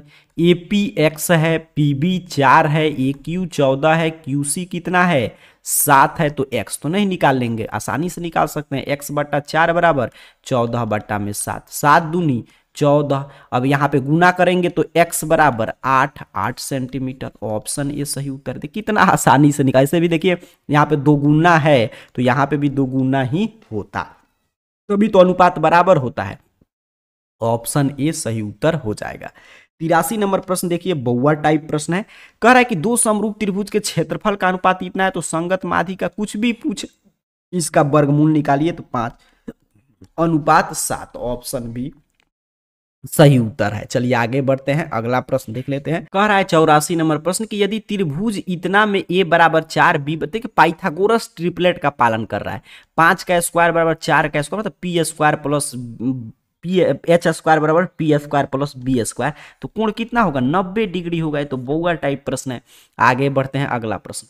अब ये प्रश्न देखिए, कह रहा है कि किसी बाह्य बिंदु से, ठीक है ध्यान से समझेंगे, कह रहा है किसी बाह्य बिंदु से वृत्त पर, देखिए अब देखिए किसी बाह्य बिंदु से वृत्त पर आप जानते हैं 2 स्पर्श रेखा खींच सकते हैं और दोनों की लंबाई क्या होता है, समान होता है। लेकिन ये कह रहा है कि किसी वृत्त के एक बिंदु पर, तो ये तो वृत्त के 2 बिंदु पर खींच रहे हैं। ये देखिए कंफ्यूजन करने के लिए प्रश्न दिया है, ठीक है। तो एक, अगर ये सीधे सीधे कहता है कि बाह्य बिंदु से वृत्त पर, ये हटा देता, वृत्त पर कितनी रेखाएं खींची जा सकती है, तो कहते 2।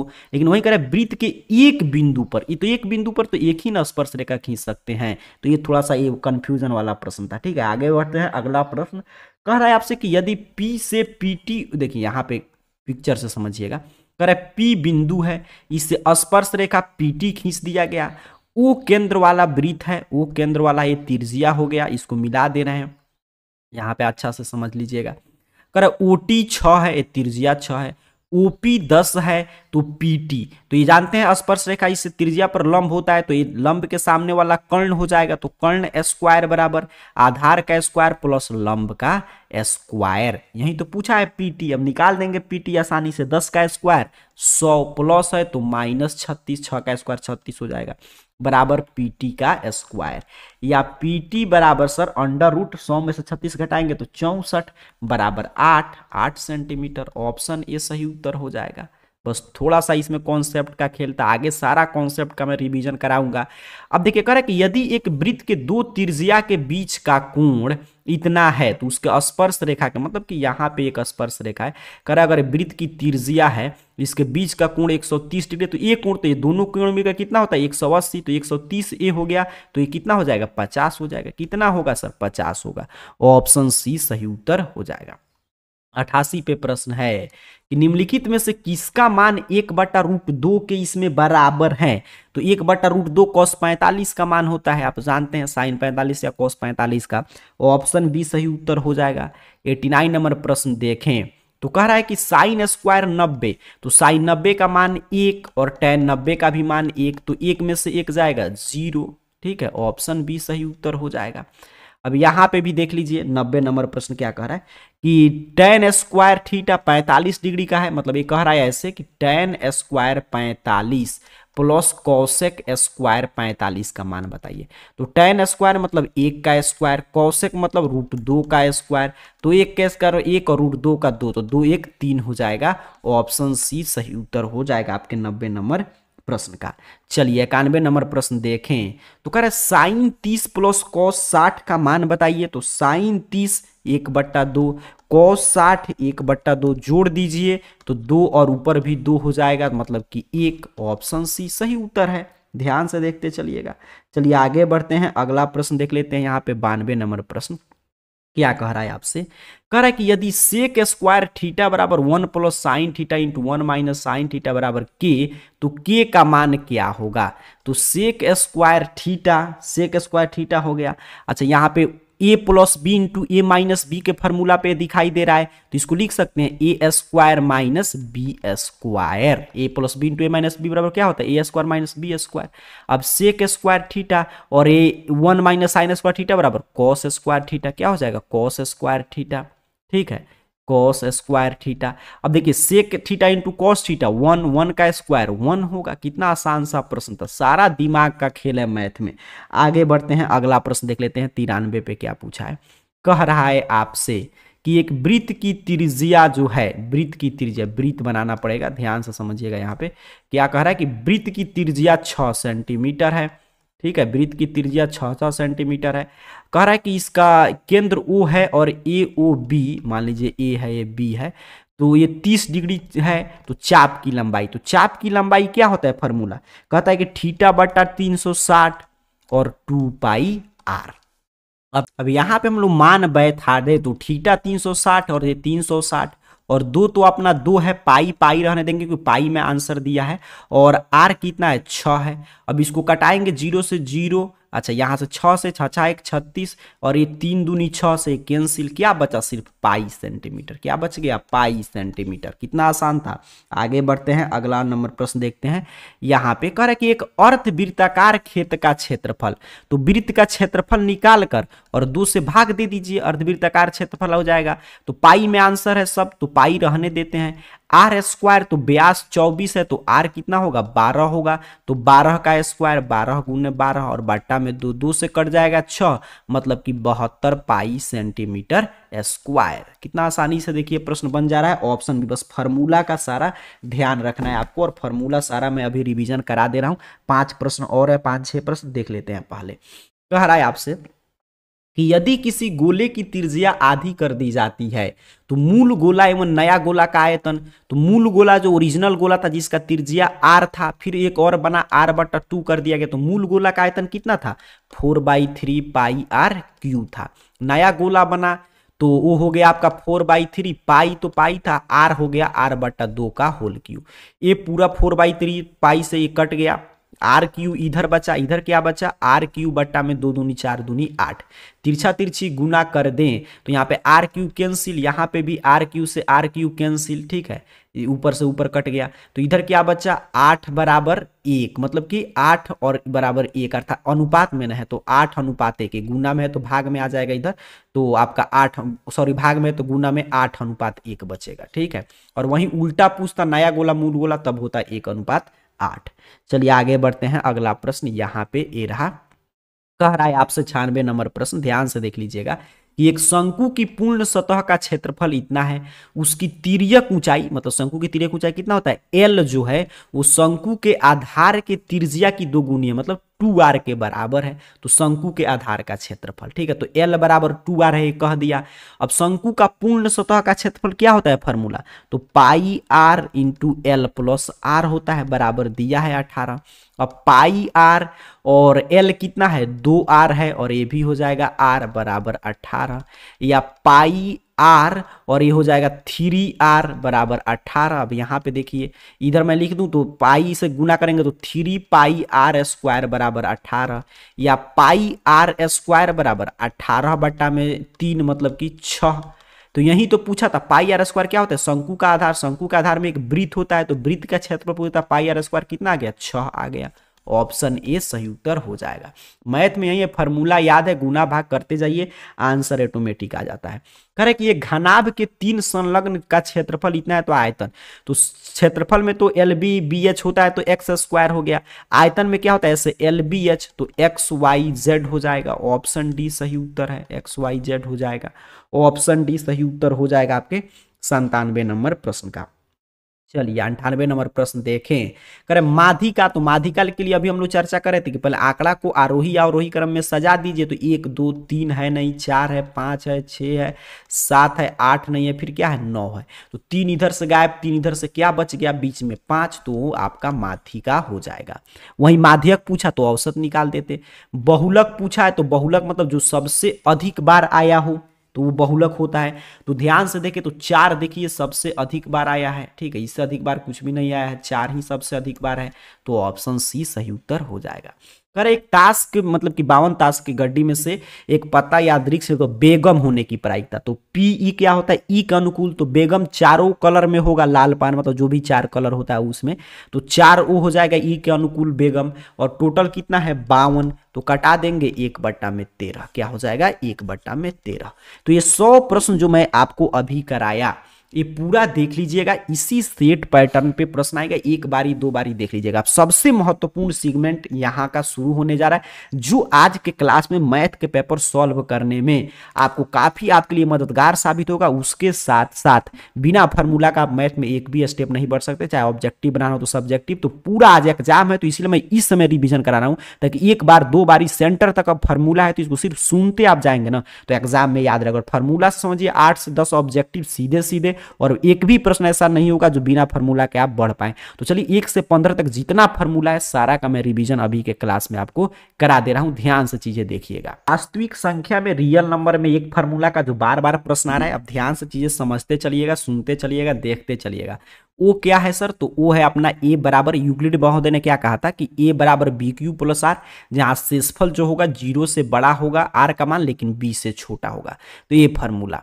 अच्छा, अंक गणित का आधारभूत प्रमेय क्या कहता है कि प्रत्येक भाज्य संख्या को अभाज्य संख्या के रूप में लिख सकते हैं, जो कि आपका अभाज्य संख्या जो होगा वो मतलब कि आने वाला क्रम को हटा दे तो हर एक का अद्वितीय होता है। एक सिद्ध करने के लिए पूछ सकता है कि ये एक अपरिमेय संख्या, तो ऐसे आप सिद्ध कर सकते हैं। पूरा मैं रिवीजन करा दे रहा हूँ 1 से लेकर 15 तक। यूक्लिड विभाजन से पूछेगा कि 2 संख्या का मौसा निकालिए, तो आप क्या कीजिएगा कि मौसा तब तक निकालिएगा कि भाग दीजिएगा जब तक कि शेषफल 0 नहीं आ जाए। जिस संख्या से भाग देने पर शेषफल 0 आएगा वो आंसर आपका हो जाएगा। जब गुणनखंड विधि से कहे, तो गुणनखंड विधि से क्या कहते हैं, इसको हम लोग मतलब कि पहले गुणनखंड निकालेंगे और जो दोनों में कॉमन होगा वो मौसा होगा, और बाकी सब को गुना कर देंगे तो लॉसा हो जाएगा। और ये फार्मूला लॉसा गुने मौसा मतलब एलसीएफ गुने एचसीएफ बराबर होता है संख्याओं का गुणनफल। तो पहले चैप्टर में ये सब चीज फार्मूला था जिसकी आवश्यकता आपको पड़ेगा। जब पूछेगा कि किसी संख्या का दशमलव प्रसार शांत है कि अशांत, तो परिमेय संख्या का दशमलव प्रसार नहीं तो शांत होता है, नहीं तो अशांत में होगा तो आवर्ती होगा। अपरिमेय संख्या का दशमलव प्रसार अशांत अनावर्ती होता है। कैसे पता करेंगे कि दशमलव प्रसार शांत है, तो हर का अभाज्य गुणनखंड निकालेंगे, अगर 2 का पावर m गुने 5 के पावर n रूप का होगा तो शांत है, नहीं होगा तो अशांत है। जैसे उदाहरण के साथ यहाँ पे समझते हैं, जैसे ए था तो हमने ये इसका निकाला, तो हर में सिर्फ 2 और यहाँ पे 5 आ रहा है तो ये शांत है, और नहीं आए 7 आ जाए या कुछ और संख्या आ जाए तो अशांत होगा। ठीक है, तो ऐसे हम लोग पता कर सकते हैं। ध्यान से चीजें देखिएगा, पूरा मैं रिवीजन करा रहा हूँ। तो पहले चैप्टर में इतना ही कॉन्सेप्ट का यूज आज आपको पढ़ना पड़ेगा, मतलब कि वहां पे। अब दूसरा चैप्टर में देखिए, बहुपद में पूछेगा कि एक चर वाला बहुपद या रैखिक बहुपद किसे कहते हैं, तो कहिएगा जिसका घात क्या हो 1 हो और शून्य की संख्या कितना होता है 1 होता है। फिर 2 घात वाला बहुपद पूछेगा, रैखिक बहुपद आपने समझा, 2 घात वाला तो जिसका घात 2 हो, और पूछता है 2 घात वाले बहुपद की शून्य की संख्या 2। 3 घात वाला तो जिसका घात 3 हो, ऐसे यहाँ पे उदाहरण देख पा रहे हैं, और इसके शून्य की संख्या 3 होता है। ध्यान से देखते चलिएगा, समझते चलिएगा। शून्य का योगफल पूछे अल्फा प्लस बीटा, तो कहेंगे सर माइनस बी बटा ए होता है। ठीक है, द्विघात बहुपद में शून्य का योगफल माइनस बी बटा ए। शून्य का गुणनफल पूछे अल्फा इंटू बीटा, तो सी बटा ए होता है। शून्य का योगफल गुणनफल दिया रहेगा और ये कहेगा कि द्विघात बहुपद बताइए, तो ये फार्मूला का यूज कीजिएगा कि एक्स स्क्वायर माइनस शून्य का योगफल इंटू एक्स प्लस शून्य का गुणनफल। अभी कितना मतलब कि इस पे हम लोग प्रश्न बना रहे थे। त्रिघात बहुपद से प्रश्न खूब आएगा, तो त्रिघात बहुपद में अगर पूछेगा कि इसके कितने शून्य है 3, कौन कौन, अल्फा बीटा गामा, तो alpha plus beta plus gamma पूछेगा तो माइनस बी बटा A. Alpha beta beta gamma gamma alpha पूछेगा तो सी बटा A. Alpha beta into gamma पूछेगा तो माइनस डी बटा ए। ठीक है, तो ये 3 फार्मूला रटते जाएंगे। ठीक है, पूरा मैं बोला कि हर एक चैप्टर का मैं रिवीजन करा दे रहा हूँ। द्विघात बहुपद का मैंने बता ही दिया, ये सूत्र। भाज्य बराबर आप जानते हैं, भाज्य गुने भागफल प्लस शेषफल होता है। सीधे चलते हैं अगले चैप्टर में, तीसरे चैप्टर में। जिस चैप्टर में जितना फार्मूला का यूज होगा आज पूरा मैं रिवीजन करा दे रहा हूं। तो तीसरा चैप्टर में देखिए, 2 चर वाले रैखिक समीकरण युग्म में क्या होता है कि a1 b1 का मान निकालना होता है। तो इसमें 2 समीकरण दिया रहेगा, एक समीकरण में जो x के पहले रहेगा वो a1, जो y के पहले रहता है वो b1, और जो कांस्टेंट रहता है मतलब अचर रहेगा वो c1। उसी तरह जो समीकरण 2 में x के पहले रहेगा वो a2, और जो y के पहले रहेगा b2, जो कांस्टेंट रहता है वो c2 होता है। अब देख दो, इसमें 3 कंडीशन आता है, आलेख खींचते हैं तो या तो रेखाएं प्रतिच्छेदी होगी तो कहते हैं एक हल है क्योंकि एक बिंदु पे काट रहा है, रेखाएं समानांतर होती है तो कोई हल नहीं क्योंकि कहीं पे नहीं काट रहा है, रेखाएं समपाती होगा मतलब एक ही पे सभी रेखा होगा तो सब बिंदु पे टच कर रहा है तो कहते हैं अपरिमित रूप से अनेक हल है। यहाँ पे देख लीजिएगा ध्यान से, चीजें समझ में आपको आ जाएगा। अगर a1 बट्टा a2 बराबर नहीं आएगा b1 बट्टा b2, जैसे हम लोग a1 a2 निकालना अभी प्रश्न में सीख रहे थे, पीछे जब ऑब्जेक्टिव प्रश्न सॉल्व कर रहे थे, तो a1 बट्टा a2 जब बराबर नहीं आएगा b1 बट्टा b2 तो कहते हैं कि इसका केवल एक हल है, ठीक है, और समीकरण युग्म क्या है, संगत है। और a1 बट्टा a2 बराबर आ जाए b1 बट्टा b2 बराबर आ जाए c1 बट्टा c2 तो कहते हैं अनगिनत हल है और समीकरण युग्म संगत है, लेकिन कैसा है, आश्रित है। और वहीं जब a1 बट्टा a2 बराबर है b1 बट्टा b2 और बराबर नहीं है c1 बट्टा c2 तो कहते हैं कोई हल नहीं है और असंगत समीकरण युग्म होगा। और जब a1 बट्टा a2 बराबर नहीं है b1 बट्टा b2, ये तो रट जाइए, इसका काम खूब पड़ेगा। तो आलेख रेखाएं प्रतिच्छेदी होती है और एक हल होता है अद्वितीय हल। जब तीनों बराबर हो जाए तो आलेख रेखाएं समानांतर समपाती होती है और अनगिनत हल होता है। जब a1 बट्टा a2 बराबर हो b1 बट्टा b2 किंतु बराबर नहीं है c1 बट्टा c2 तो आलेख रेखाएं समानांतर, लेकिन इसका कोई हल नहीं होता है। आगे समीकरण वगैरह हल करने के लिए कहेगा तो ग्राफ से तो एक 5 अंक में प्रश्न आएगा, तो ऐसे ग्राफ बनाकर जहां पे कटान बिंदु आप हल निकाल सकते हैं, ठीक है। और नहीं तो अगर ग्राफीय विधि से नहीं पूछे तो एक तो 5 अंक में रहेगा, तो अगर नॉर्मल जब पूछेगा कि ऑब्जेक्टिव में या 2 अंकीय में तो आप प्रतिस्थापन, ब्रजगुणन या आपका विलोपन किसी विधि का प्रयोग करके आप आंसर निकाल सकते हैं। प्रतिस्थापन में क्या होता है, एक दूसरे का मान इधर उधर रखना होगा, विलोपन में ऐसे एक चीज विलुप्त करना होगा, और ब्रजगुणन में इस तरह तुलना करके हम लोग आंसर निकालते हैं। इन सभी प्रश्न से सामना होगा आज। अब यहाँ पे चलते हैं सीधे द्विघात समीकरण में। तो द्विघात समीकरण में क्या होता है, देखिए यहाँ पे कि द्विघात समीकरण में अगर मान लीजिए कहे कि द्विघात सूत्र से बनाइए, देखिए सबसे पहले तो यहाँ पे अगर कहे कि मूल की प्रकृति बताइए तो मूल की प्रकृति बताने के लिए हम लोग d का मान निकालते हैं, डिस्क्रिमिनांट विविक्तर बी स्क्वायर माइनस 4ac। अगर d का मान 0 से बड़ा आता है मतलब पॉजिटिव में 1 2 3 कुछ भी आ जाए तो कहेंगे मूल असमान है लेकिन वास्तविक है। 0 के बराबर आ जाए तो कहेंगे मूल बराबर होंगे लेकिन वास्तविक होंगे। 0 से छोटा आ जाए तो कहेंगे कोई वास्तविक मूल नहीं है, मतलब कि प्रश्न नहीं बनेगा। कहेगा द्विघात सूत्र से समीकरण को हल कीजिए तो इस तरह हम लोग द्विघात सूत्र minus B plus minus under root B square minus 4ac बटा 2a, रट जाइएगा, कभी कभी ये फार्मूला ही पूछ लेगा, तो ये द्विघात सूत्र यही है। चलते हैं आगे की तरफ। यहाँ पे देखिए समानांतर श्रेणी में एपी में, तो एपी का पहला पद जिसे ए से सूचित करते हैं सारमंतर डी होता है, अंतिम पद एन या एल होता है, एनवा पद एन और एन पदों का योगफल तो एसएन। एसएन का सूत्र पूछेगा तो एन बटा 2, अगर अंतिम पद मालूम है तो ए प्लस ए एन से निकाल देंगे, अगर नहीं मालूम है तो एसएन बराबर एन बटा 2 into 2a plus N minus 1 into D से निकालते हैं, और ए एन बराबर A plus N minus 1 into D होता है। तो यही 3 फार्मूला पे पूरा एपी है। सार मंत्र पूछेगा तो कोई इस तरह घटा देंगे a2 माइनस a1 या a3 माइनस a2। कोई भी पद पूछे तो उससे एक कम डी होता है, जैसे दूसरा पद तो ए प्लस डी, तीसरा पद ए प्लस 2d, चौथा प्लस यहाँ चौथा पद तो ए प्लस 3d, जैसा कि हम लोग ऊपर पढ़ रहे थे। एपी का व्यापक रूप तो ए एन बराबर A plus N minus 1 into D होगा, जैसा कि ऊपर हम लोग देखे हैं। बाकी जब भी योगफल पूछेगा तो 2 सूत्र का प्रयोग करेंगे, एक तो s बराबर एन बटा 2 into A plus A N, कब, जब अंतिम पद मालूम हो, और जब अंतिम पद नहीं मालूम हो तो s बराबर एन बटा 2 into 2a plus N minus 1 into D से निकाल देंगे। बस एपी में पूरा यही है। अब त्रिभुज चैप्टर में देखिएगा तो त्रिभुज में क्या होगा कि सबसे पहले पूछेगा कि कौन सी आकृति सर्वांगसम है, तो सर्वांगसम क्या होता है, जब आकार भी समान हो और माप वगैरह समान हो, और समरूप क्या होगा, सिर्फ एक जैसा दिखे, माप समान होना कोई आवश्यक नहीं है। त्रिभुज कब समरूप होता है, तो उनके संगत कोण बराबर हो और संगत भुजाएं क्या हो, एक ही अनुपात में हो। इसी पे हम लोग ऐसे भुजा वाला जो प्रश्न सॉल्व कर रहे थे इसी कॉन्सेप्ट पे था। ध्यान से पूरा मैं आपको याद करा दे रहा हूं, देख लीजिए। अब देखिए परमेय पूछेगा, थेल्स परमेय, तो थेल्स महोदय ने क्या कहा था कि यदि किसी त्रिभुज के एक भुजा के समानांतर अन्य 2 भुजा को भिन्न भिन्न बिंदुओं पर प्रतिच्छेद करने के लिए एक रेखा खींच दी जाए तो अन्य 2 भुजाएं एक ही अनुपात में, मतलब जितना ए अनुपात होगा उतना ही ए अवला होगा, मतलब कि ये देख लीजिए। इस पे भी तमाम प्रश्न अभी हम लोग सॉल्व किए हैं, आपको याद आ रहा होगा। ठीक है, चलिए आगे बढ़ते हैं।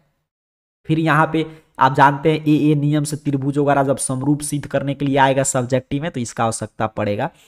और फिर यहाँ पे ये जिससे हम लोग तमाम प्रश्न सॉल्व किए हैं ऑब्जेक्टिव में कि दो समरूप त्रिभुज के क्षेत्रफल का अनुपात उनकी संगत भुजा के अनुपात के वर्ग के बराबर होता है। इसीलिए कहते हैं कि जब भुजा का अनुपात दिया रहे क्षेत्रफल कहे तो स्क्वायर कीजिए। देख रहे हैं ये प्रश्न जैसे सॉल्व किया गया, जैसे अभी तमाम प्रश्न हम लोग सॉल्व किए हैं। पाइथागोरस प्रमेय से तो ये समकोण त्रिभुज में लागू होगा कि एक समकोण त्रिभुज के कर्ण का वर्ग शेष दो भुजाओं के वर्ग के बराबर होता है, मतलब कि कर्ण स्क्वायर बराबर लंब स्क्वायर प्लस आधार का स्क्वायर। तो इसका भी पूरा त्रिकोणमिति में यूज हम लोग करते हैं। चलिए यहाँ पे देखें हम लोग, यहाँ पे पूरा ये फार्मूला है, इसमें तो काफी फार्मूला है। ये आपका 7वां नंबर चैप्टर है। तो एक्स अक्ष को क्या बोलते हैं? भुज। वाई अक्ष को क्या बोलते हैं? कोटि। एक्स अक्ष पर कोई बिंदु है तो उसका नियामक x0 होगा। वाई अक्ष पर कोई बिंदु है तो उसका नियामक क्या होता है? y0 होता है। एक्स अक्ष का समीकरण पूछेगा तो y बराबर 0, वाई अक्ष का समीकरण पूछेगा तो x बराबर 0। और दूरी सूत्र का यूज करना होगा तो दूरी सूत्र क्या कहता है? x1 minus x2 plus y1 minus y2 का होल स्क्वायर। मूल बिंदु से दूरी तो x square plus y square. ये सारा फार्मूला का आपका रिवीजन करूंगा क्योंकि इसका यूज खूब पड़ेगा आज एग्जाम में। ये m1 m2 वाला फार्मूला है कि m1 x2 plus m2 x1 जब भी किसी अनुपात में विभाजित हो तो एक्स वाई का निर्देशांक निकालना हो तो इस फार्मूला से निकालिएगा। त्रिभुज का क्षेत्रफल पूछ ले आपसे, तीन बिंदु का निर्देशांक दिया रहे तो 1/2 into x1 into y2 minus y3 plus x2 into y3 minus y1 plus x3 into y1 minus y2 formula से आप निकालिएगा। मध्य बिंदु का नियामक पूछेगा तो x1 plus x2/2 y1 plus y2/2। और जब तीनों बिंदु संरेख कर देगा तो इससे बनने वाले त्रिभुज का क्षेत्रफल 0 कर देंगे, बस मान निकल जाएगा जो भी मान पूछेगा। यहाँ पे आप देख रहे हैं तमाम प्रश्न इस पे सॉल्व किया गया है। अब त्रिकोणमिति तो पूरा आपका फार्मूला का ही खेल है। जब भी आपसे पूछे कि साइन थीटा बराबर, तो साइन थीटा बराबर p/h, cos theta b/s, tan theta p/b, और साइन का उल्टा कॉस है, कॉस का उल्टा कॉट, टेन का उल्टा सेक होता है।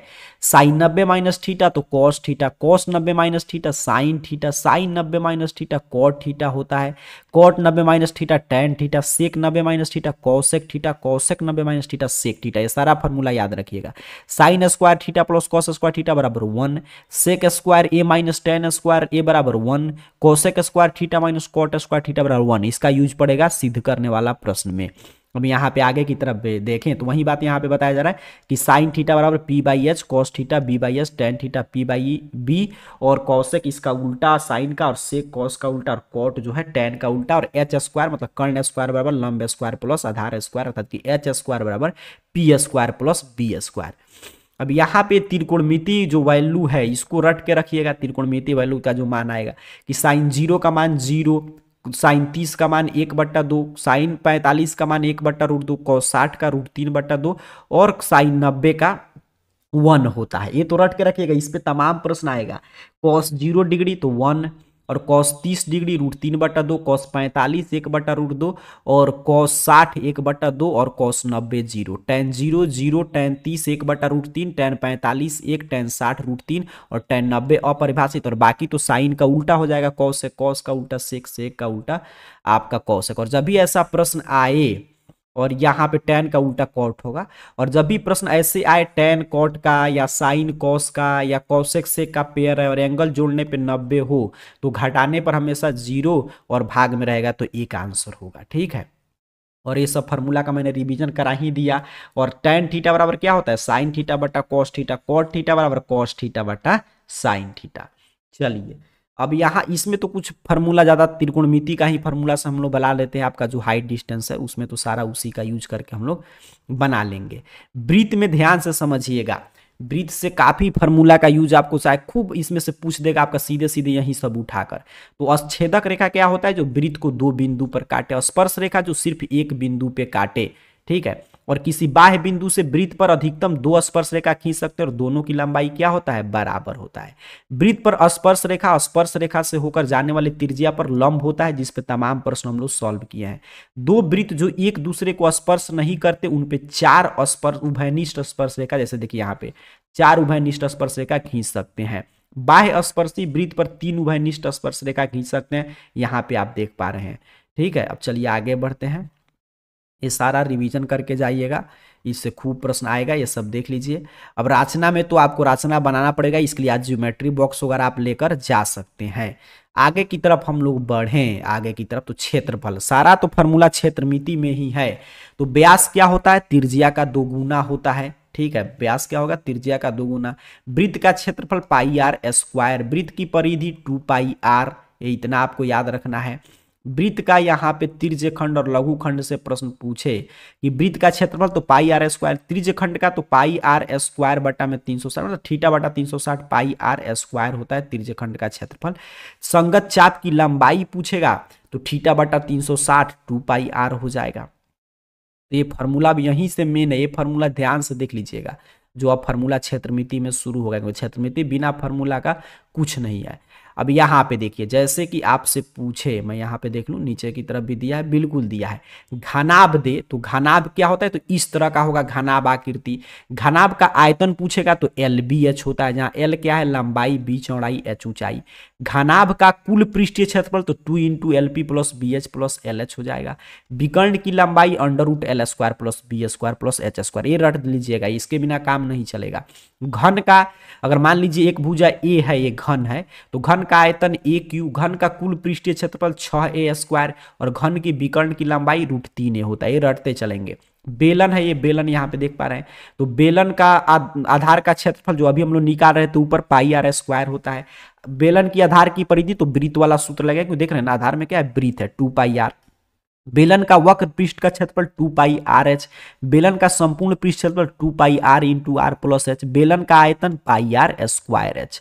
शंकु में आपसे कहेगा कि शंकु के आधार का क्षेत्रफल बताइए, तो शंकु में क्या है, वृत्त है, तो पाई आर स्क्वायर। शंकु के वक्र पृष्ठ क्षेत्रफल पाई आर एल, शंकु के आधार की परिधि तो वही वृत्त वाला फॉर्मूला लगाएंगे 2 पाई आर। शंकु के संपूर्ण पृष्ठ का क्षेत्रफल pi R into L plus R. शंकु का आयतन पूछेगा तो 1/3 पाई आर स्क्वायर एच हो जाएगा। गोला देख लीजिए, तो गोला का पृष्ठ क्षेत्रफल पूछे, संपूर्ण पृष्ठ क्षेत्रफल तो 4 पाई आर स्क्वायर, और गोला का आयतन पूछेगा तो 4/3 पाई आर क्यूब। अर्धगोला में पूछेगा अर्धगोला का वक्र पृष्ठ क्षेत्रफल तो 2 पाई आर स्क्वायर, अर्धगोला का संपूर्ण पृष्ठ क्षेत्रफल 3 पाई आर स्क्वायर, अर्धगोला का आयतन 2/3 पाई आर क्यूब हो जाएगा। और छीनक वगैरह बाल्टी वगैरह पूछेगा तो इसका हम लोग यूज करेंगे, फार्मूला एक बार देख लीजिएगा, इसमें तो सारा खेल फार्मूला का ही था। चलिए आगे बढ़ते हैं, अगला सांख्यिकी है जिसमें माध्य, माध्यक, बहुलक पूछेगा। तो माध्य जब भी पूछे ऑब्जेक्टिव में तो समझिए औसत पूछ रहा है, सबको जोड़कर जितना संख्या होगा भाग देंगे। और वर्ग चिन्ह पूछेगा तो जो भी दोनों ये वर्ग माप रहेगा इसको जोड़कर भाग दे दीजिएगा, ऊपरी सीमा प्लस निम्न सीमा बट्टा में 2। बहुलक पूछेगा तो जिसकी बारंबारता अधिक हो। और माध्य अगर पूरा इस तरह सब्जेक्टिव में आएगा तो सिग्मा एफ आई एक्स आई बटा सिग्मा एफ आई का यूज करेंगे। बहुलक इस तरह पूछ दे तो L plus F1 minus F0 बटा 2F1 माइनस F0 और माइनस F2 गुने H फार्मूला से निकालिएगा।